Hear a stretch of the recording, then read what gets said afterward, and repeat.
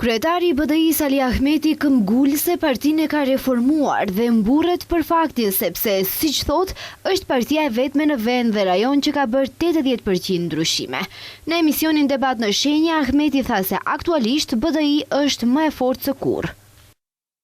Pa ma thuni mu ju, a ka parti politike këtu në vendin tonë edhe në rajon që bën 80% ndryshim të udhëheqjes partisë me 32.000 antarë? Nuk ka.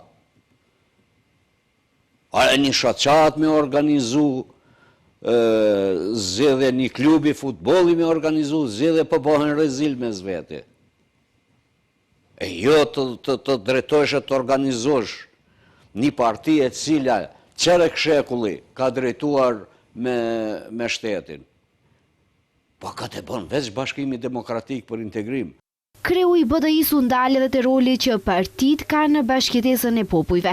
Ai theksoi se fushata e VMRO-s 7 vitet e fundit kundër BDI-s është një fushatë e cila nxit ndarje për çarje mes popujve, ndërsa shtoi se maqedonasit këto 50 vite kanë qenë vazal të Beogradit. Qytetarët e rëndom të Maqedonisë, se u duke çudi e madhe se si në shtetin e tyre që kishte kriju politika anti-shqiptare e drejtuar nga Beogradi përmes vazalve të Maqedonës këtu, sepse Maqedonët ka qenë vazal të Beogradit. Kësë ma hek do të kush. Për 50 vite, këto kanë qenë shërptor të Beogradit. Dhe eksperimentet anti-shqiptare laboratori ka qenë në Shkup. Tani janë apliku në Kosovë.